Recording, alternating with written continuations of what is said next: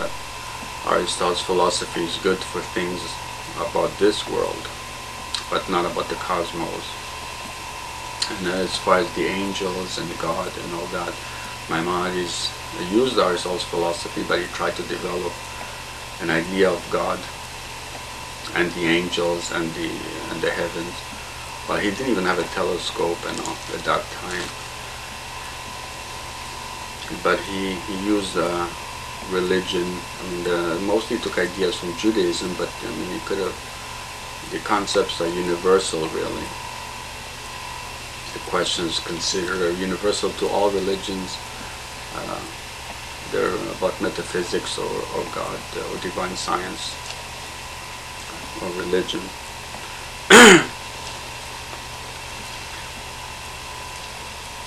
Of course, Kant criticizes that we can know God at all.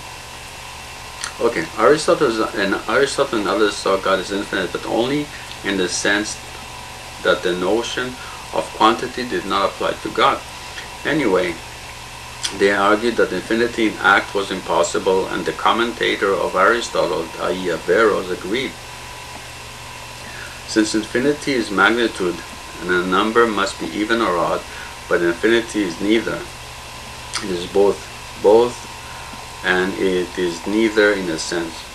Perhaps we should see infinity as a finite magnitude that is increasing in magnitude, possibly without end.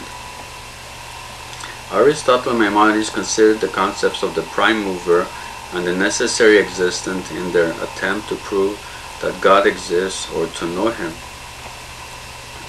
And Moses and Maimonides said that this is how the Bible saw God, i.e. the view of Abraham and the view of Moses respectively. Though these cannot be the same God, he says, if you use the philosophy of the supergenius Aristotle, nor will they even agree with the literal meaning given to God in the Bible.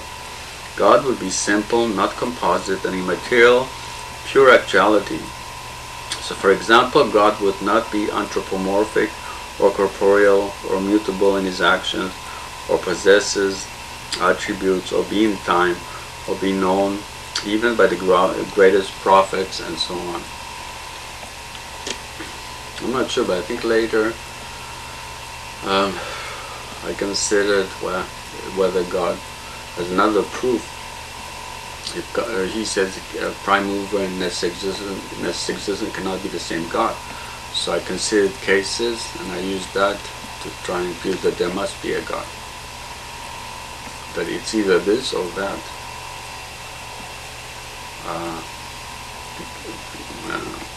But that's somewhere else. Okay.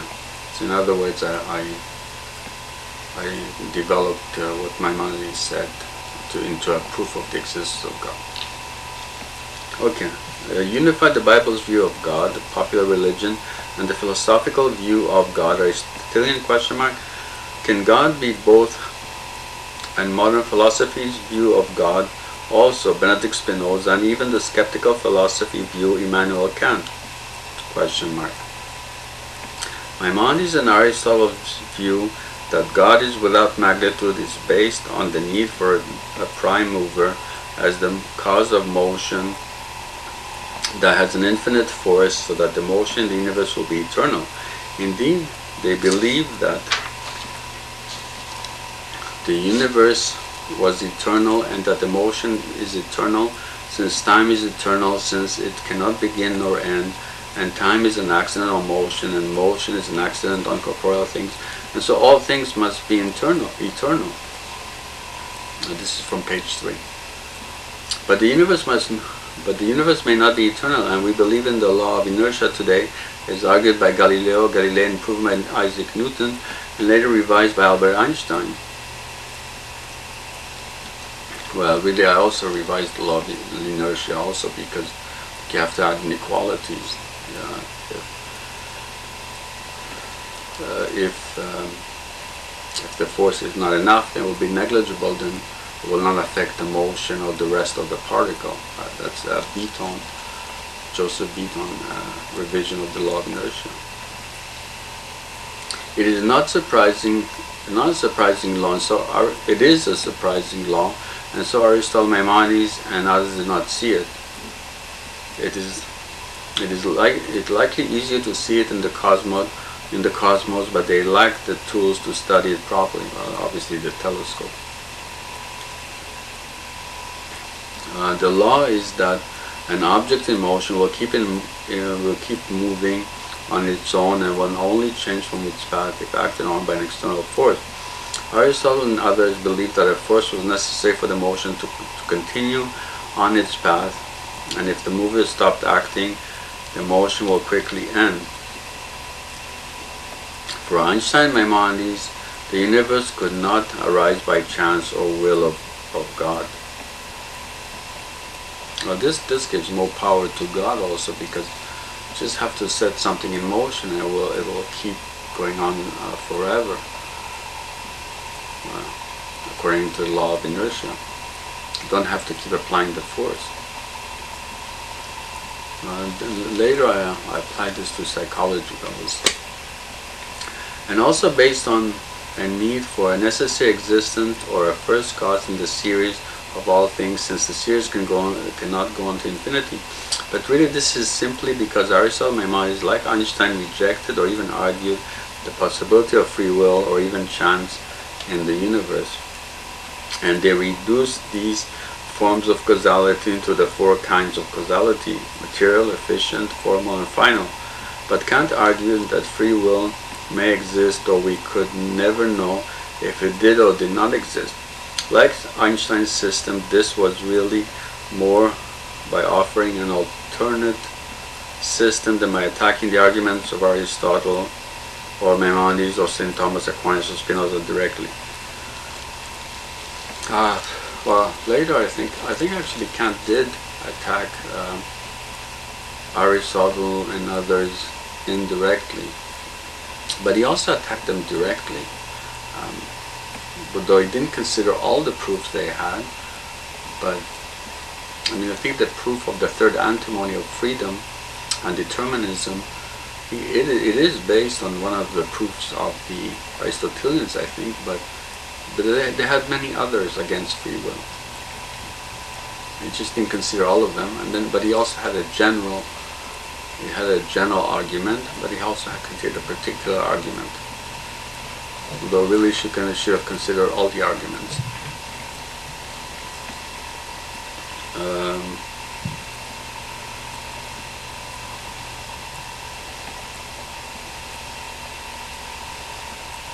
And also Einstein may contradict himself. But first of all, I understand why Maimonides did not see God as the spirit of the universe, like some people did, because even if Aristotle might see the universe as eternal, and even Maimonides might see that, but you cannot argue that God is the spirit of the universe, because for the three religions, Judaism, Christianity, and Islam, the universe, it's a principle that the universe was created. So if the universe is created, it has a beginning, so God cannot be the spirit of the universe if he created it. And that's obvious. And even Einstein contradicts himself in a way, because he says that, Abraham Pei, who wrote a famous book, prize-winning book on Einstein, says that Einstein believed in the God of Spinoza.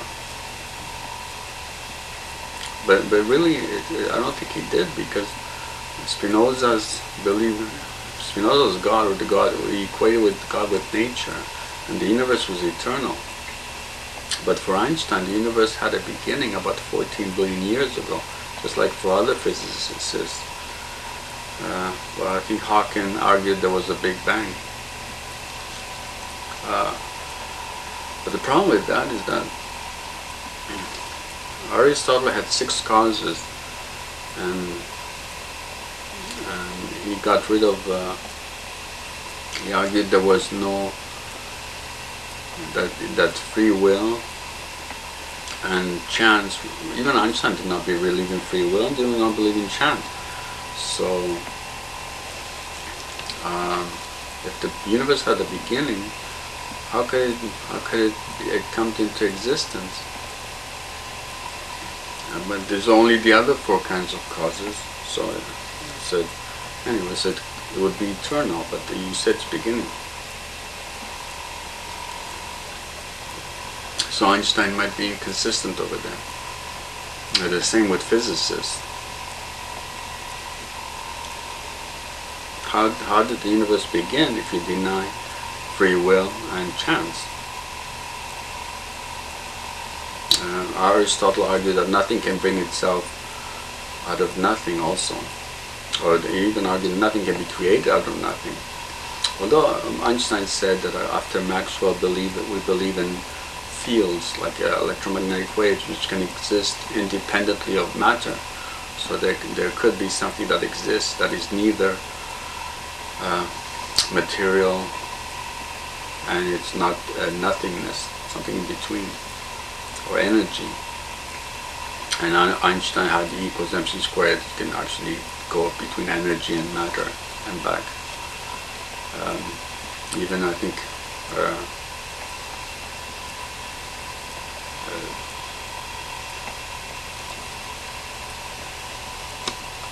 so maybe creation is not out of nothing but out of energy.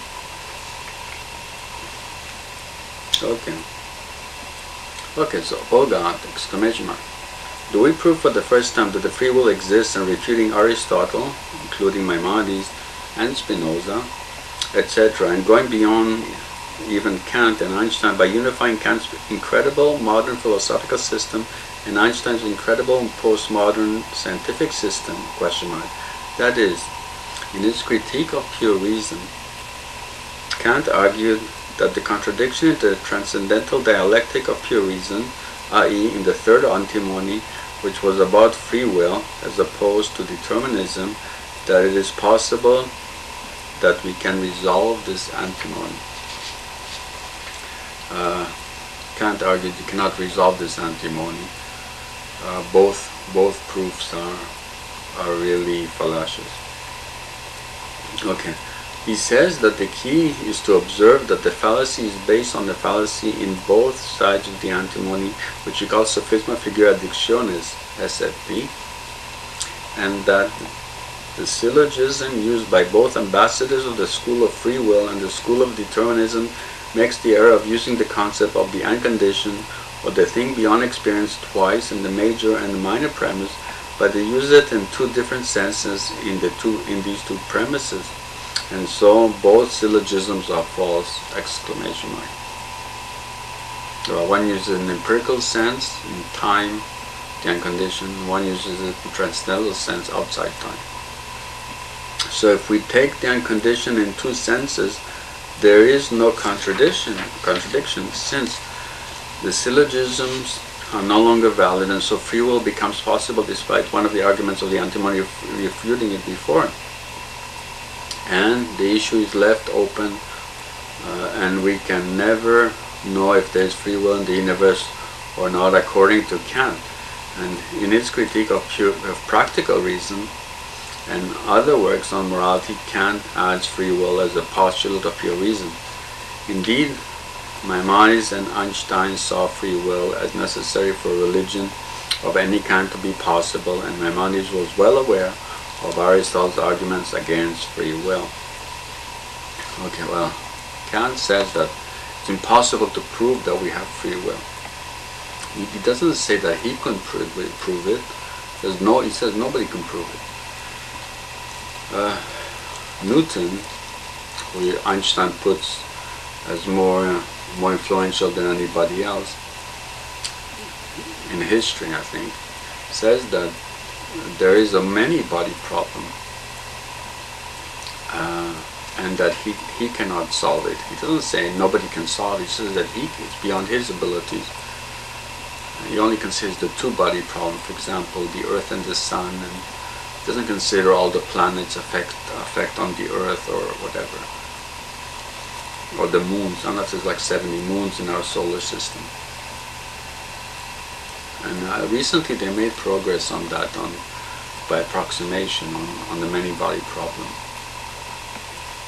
In fact, the many-body problem I think Einstein doesn't even mention it, if I'm not mistaken, and that might refute his theory actually, because